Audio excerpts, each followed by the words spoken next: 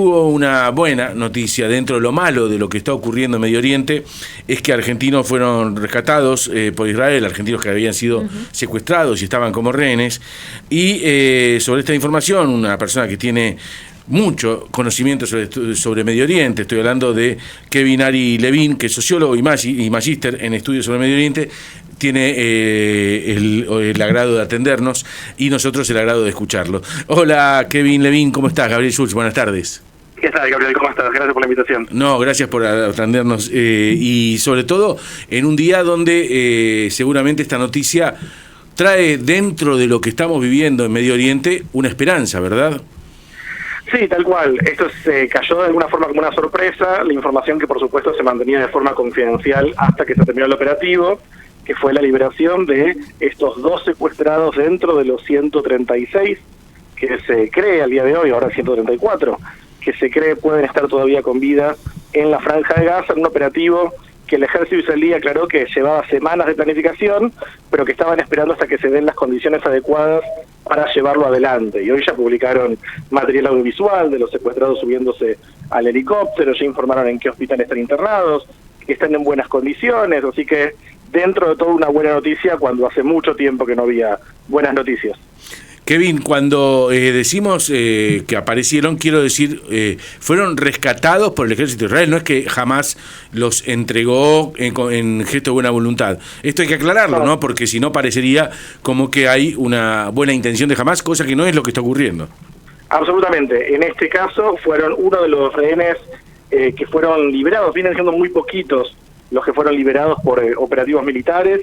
El ejército israelí aclaró que fue un trabajo conjunto entre servicios de inteligencia y unidades de élite dentro del ejército. No hay rehenes liberados por Hamás. Claro. Desde esa primera tanda de rehenes que fueron liberados hacia fines de noviembre, más o menos al mes y medio de que empezara la guerra, que fueron intercambiados por prisioneros palestinos. Desde ese momento hubo intentos de reanudar las negociaciones, pero jamás pone un precio tan alto que Israel rechaza cada vez que se hacen estas charlas y caen las negociaciones. Así que en este momento no hay, al menos oficialmente, tratativas para liberar a más prisioneros. Lo que esto despierta es algún tipo de esperanza de que haya otros operativos en el camino en base a información de inteligencia que reciban sobre el paradero de más secuestrados, que se estima son 134 todavía. Eso te iba a decir, son 134 ciudadanos que están en manos de Hamás. Lo que te quiero preguntar es cuál es el precio que hoy está pidiendo Hamás para liberar a los rehenes que tiene.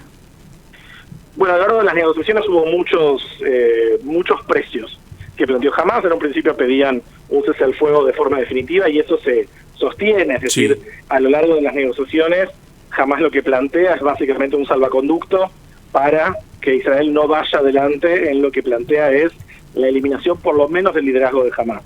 Esto para Hamás es justamente innegociable. Lo que buscan es de alguna forma poner esta guerra a su punto final antes de que Israel cumpla con su objetivo de destruir a Hamás.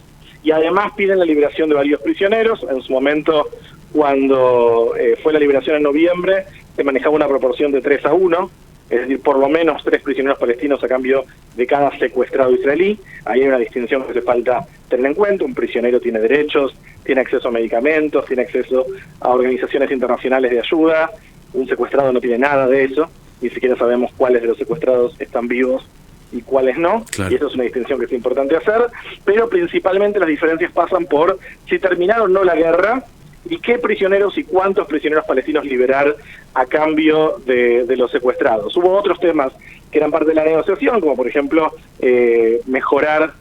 aumentar la cantidad de camiones con ayuda humanitaria que llegan a Gaza, que eso ya cambió. Entonces estos 2 temas resultan los principales impedimentos que hacen que Israel y Hamás no puedan acordar por el intercambio de prisioneros, pero aparte ni siquiera un gesto de buena voluntad de decir, bueno, estos están vivos y estos no.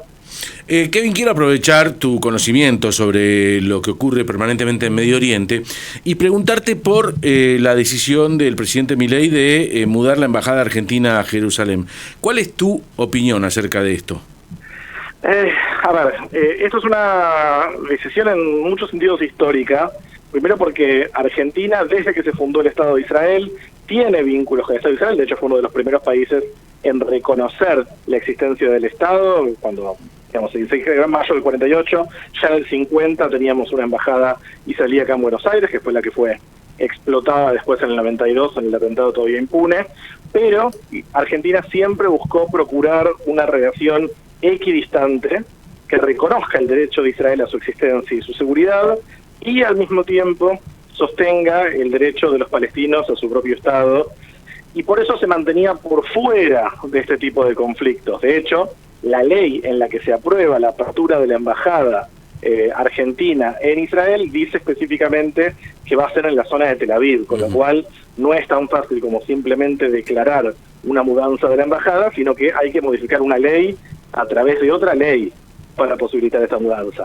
Pero además, en mi opinión, esto inserta a Argentina en un conflicto del cual no hay mucho para ganar del lado argentino. Históricamente Argentina sostiene esta postura equidistante, primero porque tiene una comunidad árabe y una comunidad judía muy importantes, y además tiene vínculos comerciales con varios países involucrados.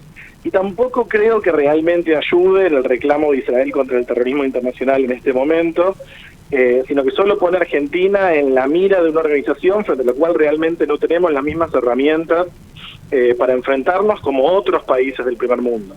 En este momento hay solo 3 países que tienen embajadas en la zona de Jerusalén.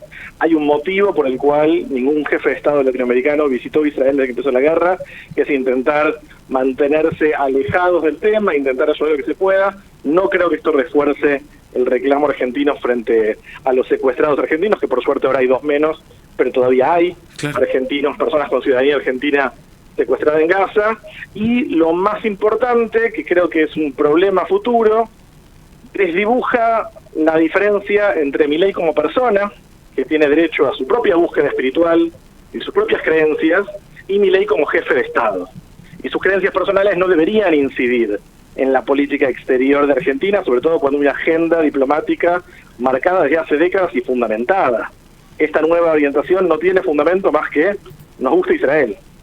Claro, sí, además es raro, ¿no? Una persona que no es judía actuando como si lo fuera, y eso también, desde la mirada de Hamás, puede llegar a ser o a ser tomado, digo yo, como una provocación, ¿o no? Totalmente, digamos, como también integrantes de la comunidad judía, somos varios que estamos incómodos por un tema que nos pone en la mira de repente, sin buscarlo, porque es Milei, digamos, nadie votó a Milei para esto, creo. Lo único en lo que se puede llegar a argumentar que esto puede llegar a incidir positivamente para Argentina es si pensamos esta mudanza como un intento de acercarse a Netanyahu y a Trump. En el supuesto de que Trump gane a fin de año las elecciones en Estados Unidos, que es un supuesto enorme, y luego quiera pagarle a Argentina este favor de acompañar la decisión estadounidense de hace años de mudar su embajada, que en su momento fue muy novedosa y muy disruptiva. Pero son un montón de condicionales en escenarios que hoy no quedan nada claros, y en principio la argumentación parece ser más que Milei está teniendo cierto viaje espiritual, que como persona tiene derecho a hacer, pero como presidente debería poder diferenciarlo, y ve a Israel como cierta avanzada del mundo occidental, frente a cual él siente cierta misión casi mesiánica de tener que proteger, o de tener que ponerse en ese lugar. En Israel, por supuesto, recibieron esto el gobierno con los brazos abiertos, les viene bien el apoyo internacional. Argentina es un país de peso en ciertas cuestiones. A la población israelí esto le importó bastante poco, está en el medio de una guerra, pero además se vio como un espaldarazo, una expresión de apoyo a un gobierno que al interior mismo de Israel está muy deslegitimado desde que empezó la guerra, incluso antes. Kevin Ari Levin, sociólogo y magíster en estudios sobre Medio Oriente, gracias por atendernos. Te mando un gran abrazo y clarísimo todo lo que nos explicaste.